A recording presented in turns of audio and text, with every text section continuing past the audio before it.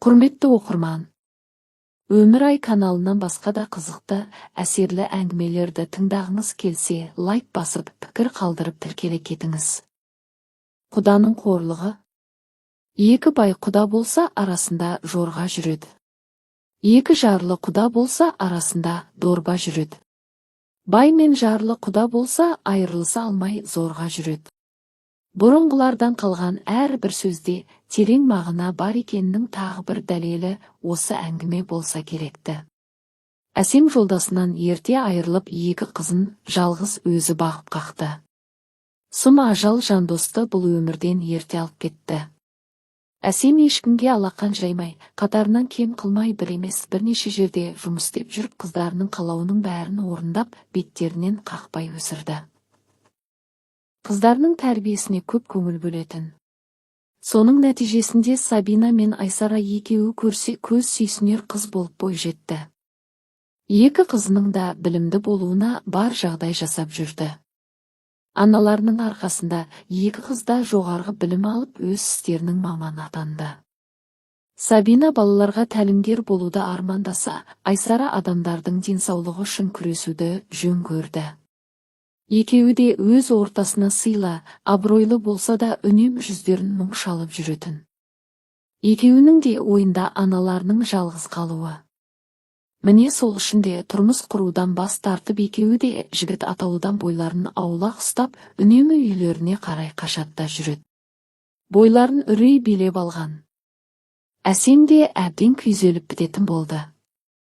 Қыздарының жасы 25-тен асса да тұрмыс құрмай жүргеніне өзін кінәлі сезініп жанына маза берер емес. Екеуі де анасын уайымға салмау үшін үнемі әр басқан қадамын аналарына баяндап отырушы еді. Бұл жолы Сабина еш ескертусіз кешігіп жатыр. Телефонына қоңырау соғып еді, телефоны өшірулі. Айсара әпкесінің таныстарының бәріне қоңырау соғып сұрастырды. Оның қайда кеткенін тірі жан білмейді. Мұндай жағдай өмірлерінде алғаш рет орын алып отырғандықтан екеуі де әбден сасқалақтап жүр. Түнгі сағат 2-ге жақындады. Бір кезде есік ашылып Сабина кіріп келді. Сабинаны көрген Әсем мен сіңілісі Айсараның өңі қашып тұрған орындарынан тапжылмай қалды. Өз көздеріне өздері сене алар емес. Сабинаны мұндай күйде алғаш көруі. Үсті басының жұлма-жұлмасы шыққан. Құдды бір орманда адасып шибөрілермен шайқасқандай. Ентігін баса алмай әбден шаршап шалдығып әрең есіктен кіріп, анасын құшақтап еңкілдеп жылап жіберді. Қызым-ау, саған не болды? Мына түрің не? Кел отыршы мұнда. Әпке, міне су ішіп алшы. Саған не болған? Анашым деп әрең сөйледі. Өксігін баса алмай етегі жасқа толып жылағаны жылаған. Әсем мен Айсара екеуінің көздері бір-біріне түйісіп Сабинаға не болғанын сезіп тұрғандай. Алайда жағдай олар ойлағандай болмай шықты. Қызым, жетер енді. Жылауыңды доғар. Дереу жинал. Полицияға барып арыз жазамыз. Анашым, сіз бәрін білесіз бе? Сіз бұлай боларын білдіңіз бе? Нені білуім керек еді? Мені алып қашып кетерін білдіңіз ғой, иә. Не дейді? Сені біреу алып қашты ма? Қызым-ау, соны ертерек айтпайсың ба? Мен сенің абыройыңды біреу аяққа таптаған екен деп зәрем қалмады ғой. Өткен жолы сіз айтып жүрген, ауылдағы танысыңыздың ұлы мені күштеп алып қашып кетті. Сен сонда ол жақтан қашып кеттің бе? Сенің денің дұрыс па? Жасың болса 27-ге келді. Неге қашып кеттің? Ол жігітті танисың, бөтен жер емес. Неге бұлай жасадың? Менің тұрмысқа шыққым келмейді. Неге? Не үшін? Сізді қимаймын, анашым. Біз кетсең сіздің күніңіз не болмақ? Өмір бақи жападан жалғыз не істейсіз? Өмір бақи деген сөзіне келіспеймін. Сөз бар ғой. Жарлы деп айтпа, пайғамбарға сөз тиеді. Жалғыз деп айтпа, Құдайға тіл тиеді деген. Жалғыздық Құдайға ғана жарасқан. Мен жалғыз емеспін.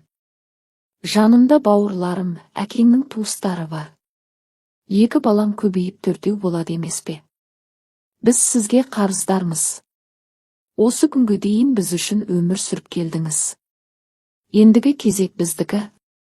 Сендер тұрмысқа шығуларың үшін мен өлім керек пе? Мүмкін сонда екеуің де тұрмысқа шығарсыңдар. Анашым, олай демеңізші. Мен сізді жанымнан артық жақсы көремін. Жарайды, тұрмысқа шық десеңіз шығайын. Ең бастысы, сіздің аман болғаныңыз. Бірінші бақ, екіншісі сор бақ деген. Ақ босағаттап, ақ орамал жабылған соң сол жерде қалуым керек еді. Ендігі жағдайың не болар екен?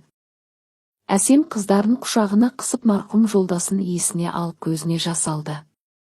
Қыздарының да әкелеріне деген сағынышы күн сайын артпаса, басылар емес. Сабина сол күнгі оқиғадан соң мүлдем тұйықталып кетті. Араға жыл өтсе де ешбір жігітпен көңіл жарастыралар емес. Ал Сабина болса өте көңілді қыз. Үнемі жан-жағындағы адамдарға позитивті көңіл күй сыйлап жүреді. Өзінің сүйген жігіті де бар. Тек тәрбиеден аттамай әпкесінің тұрмыс құруын күтіп жүр. Ал сүйіктісі Әміре болса ғашығын өз еліне келін етуге асық. Міне бүгінде қос ғашық кәрі қыз атанған Сабина үшін тағы да ренжісіп отыр. Жаным, анам ертерек үйлен деп қыспаққа алып қоймай жатыр. Қашанға дейін осылай жүреміз? Мен саған айттым ғой. Әпкемнен бұрын тұрмысқа шықпаймын. Әпкең мына жүрісімен қу тізесін құшақтап жалғыз өтетін шығар. Олай деме. Оның жаны қалай күйзеліп жүргенін сен түсінбейсің. Әпкең тұрмысқа мүлдем шықпаса қайтесің? Неге шықпайды екен? Әлі-ақ өз теңін тауып бақытты болады. Осыдан қарада тұр. Менің әпкем тұрмысқа шықпай қалатындай бір кемшілігі бар ма? Мен олай деген жоқпын ғой. Мені дұрыс түсінбедің.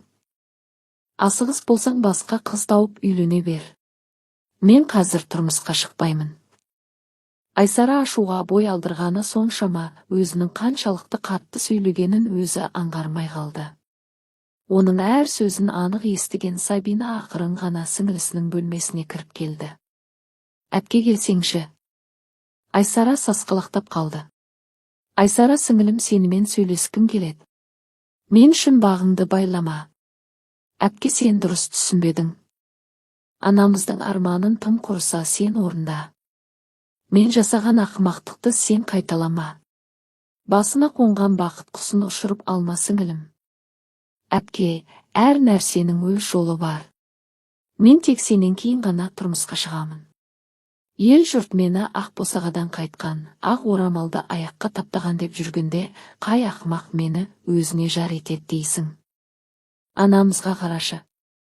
Уайымнан шашына ақ түсіп жүзін әжім басуда. Сен бақытты болуға лайықтысың. Бағыңды байлама. Мен саған еш өкпелемеймін. Керісінше сен бақытты болсаң біз де қуанамыз. Әпке, келші құшақтайын. Апалы сіңілді екеуі бірін-бірі құшақтап жылап, одан соң ұзақ уақыт шер тарқатып әбден шүйіркелесті. Айсара әпкесінің ризашылығын алған соң иығынан ауыр жүк түскендей өзін жеңіл сезінді. Іштей бұл сүйінші хабарын сүйіктісіне жеткізгенше асығып тұрды. Әпкесі шығып кеткеннен дереу Әміреге қоңырау соқты. Қуанғаны соншама уақытқа қарамаған болатын. Сүйіктісінің беймезгіл қоңырауын көрген байғұс жігіттің зәресі қалмай даусы дірілдеп әрең жауап берді. Жаным, бәрі дұрыс па? Әміре, сен неге шошып тұрсың? Ойбу, кешірші мені. Менің қуанғаным соншама сағатқа мән бермеген екенмін. Сенен сүйінші сұрауға асықтым. Әпкең тұрмысқа шығатын болды ма? Жоқ, Алла қаласа ол күнді де көрерміз. Ендеше не болды?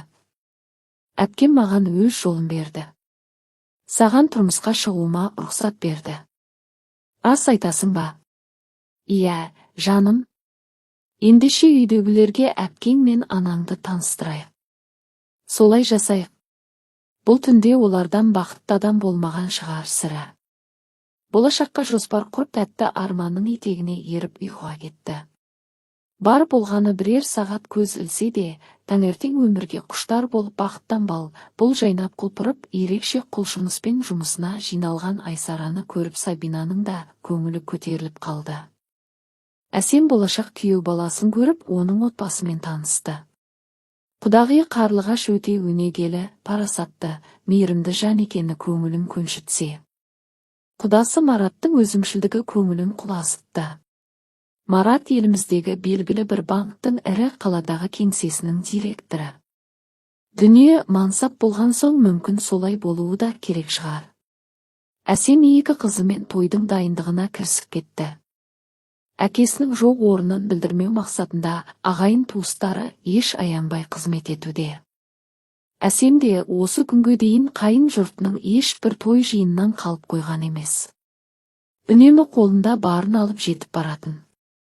Міне енді соның қарымтасын туыстары қайтарып жатыр. Ұзату күні белгіленіп қымбат ресторанды таңдап қойды.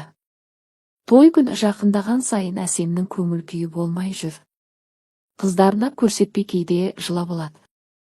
Оның себебі Айсараның тұрмысқа шығып өсін өнген ұясынан ұшуында емес. Үлкен қызы Сабинаның жанарындағы мұңды көріп бет жүрегі езіледі.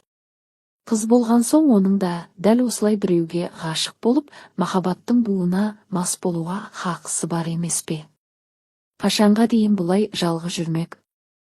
Оның тағдыры неге бұлай болды? Осы сынды сұрақтар күндіз түні маза бермейді. Жападан жалғыз ой үстінде отырғанда қызы Сабина жанына келіп жайғасты. Анашым, кел қызым. Келе ғой. Неге соншама мұңайып жүрсіз? Айсара алысқа кетіп бара жатқан жоқ қой. Мен Айсара үшін еш алаңдамаймын. Нағыз ер азаматты жолықтырып қамқорлығын сезініп жүр. Өз қызындай қабылдап бар мейірімін беріп жүрген алтындай енесі тұрғанда неге алаңдаймын? Ендеше сізге не болды? Мен сені уайымдап жүрмін. Қызым, сенің де бақытты болуға хақың бар. Жасың 30-ға келді. Неге кездескен жігіттердің бәрінің бетін қайтара бересің? Бұл тақырыпты қозғағым келмейді. Өтініш, мені бұлай тергемеңізші. Қаша бер. Осылай жүргеніңде біреудің тоқалы болып, немесе біреудің баласына өгей шеше болмасаң, сенің отбасын құрмаған жігіт ала қоймаса анық. Тағдырыма жазылғанын көремін ғой. Сабина бұл жолы да анасының көкейіндегі сұрақтарды жауапсыз қалдырып қаша жөнелді. Әне-міне дегенше шулап жүріп тойда өте шықты.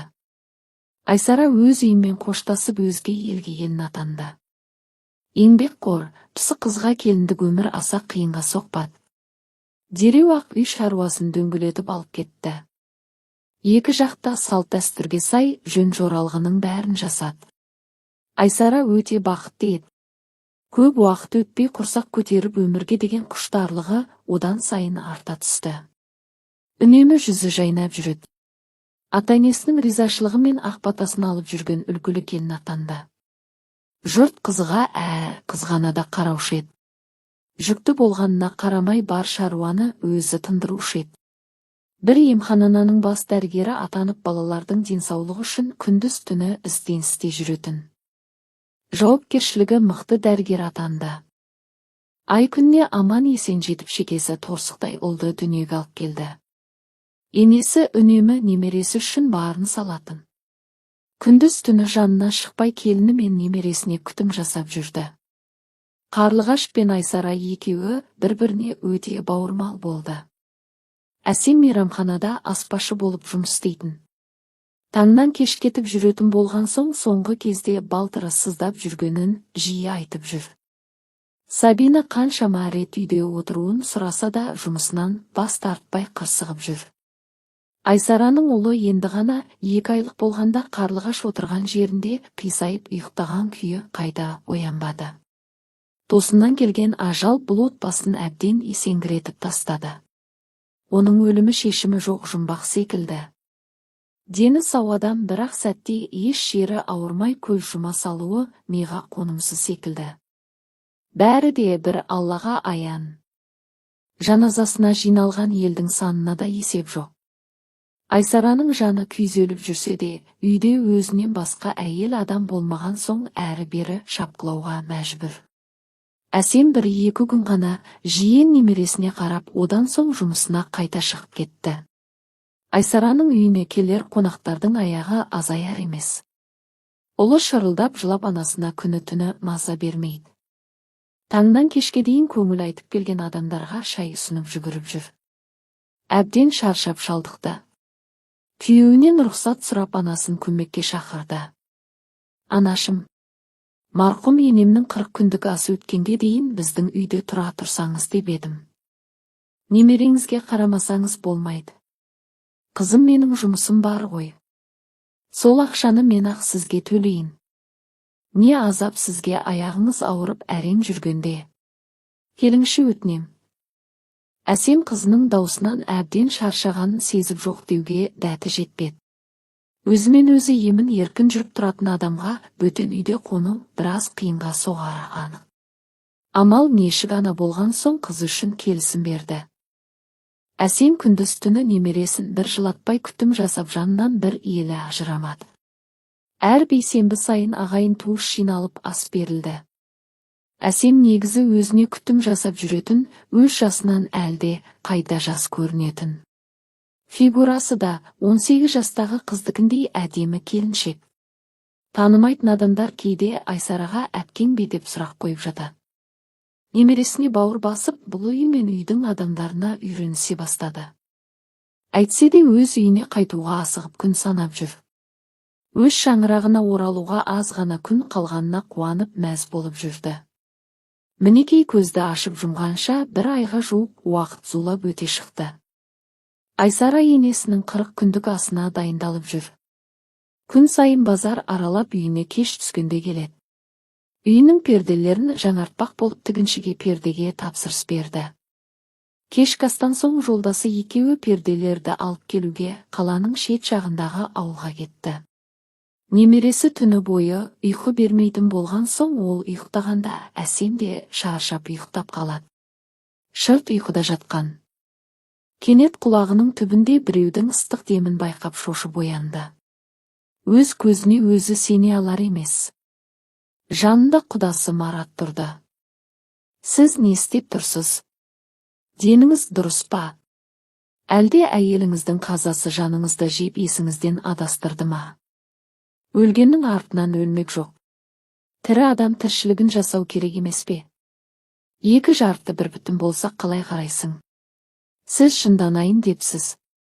Кетіңіз кәне бұл жерден. Сен мені өз үйімнен қуып тұрсың ба? Қыпша белін қылпылдап өзің менің нәпсімді қоздырдың.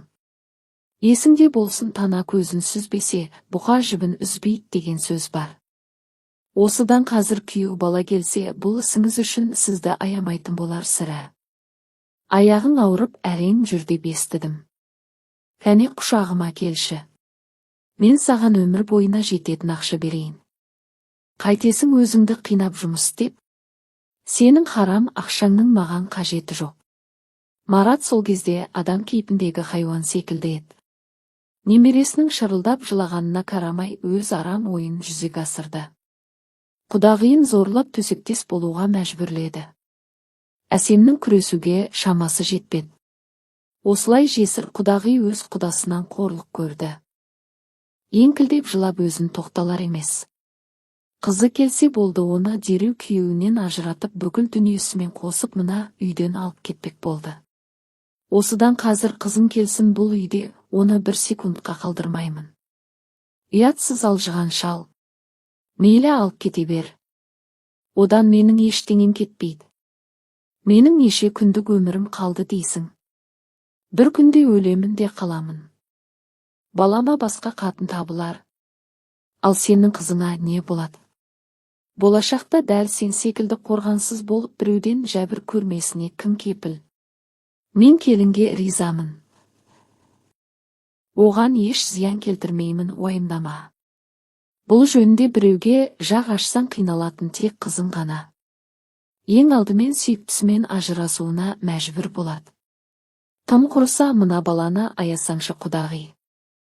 Әкесі бола тұра тірі жетім болып жүреді ме? Алла жазаңды берсін сенің. Неменеге сонша долданасың? Күйеуге өтпей қалатындай жас қыз емессің ғой. Аузыңды жап. Әйтпесе сені бауыздап тастаймын. Қарғыс атсын сені. Әсем немересін бауырына басып етегі жасқа толып жылады.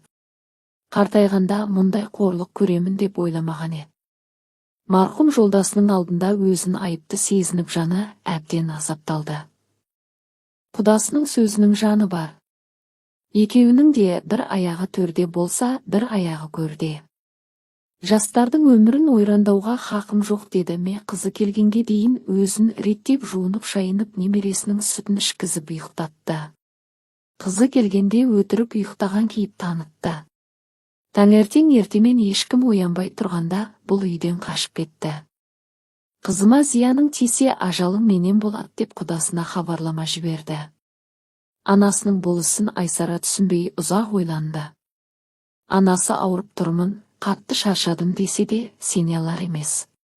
Әр сөйлескенде қайын атаң жақсы ма деп сұрағанда қызы тоқтамай мақтай жөнеледі. Сол түннен кейін Әсем ол үйге қайта қадам баспады. Енді міне араға 3 жыл салып бірнеше күн бұрын ғана Мараттың жаназасына барып келді. Жүрегі қысылып қаза болыпты. Үйді көрген бойда сол түнгі қорлығы есіне түсіп ескі жараның беті қайта тырналды. Алайда алдынан жүгіре шыққан немересін көріп көңілі аздап көтеріліп қалды. Бұл құпияны мен өлгенше ішімде сақтауға дайынмын. Бәрі де қызымның бақыты үшін. Оны мен кешірмесем де Аллам кешірсін деді. Құдаға жармасам да алтындай күйеу балаларым бар. Сабинада тұрмыс құрып күйеу балам екеуі біздің үйде маған қамқорлық жасап бірге тұрып жатырмыз. Деп кейіпкер әңгімесін аяқтады.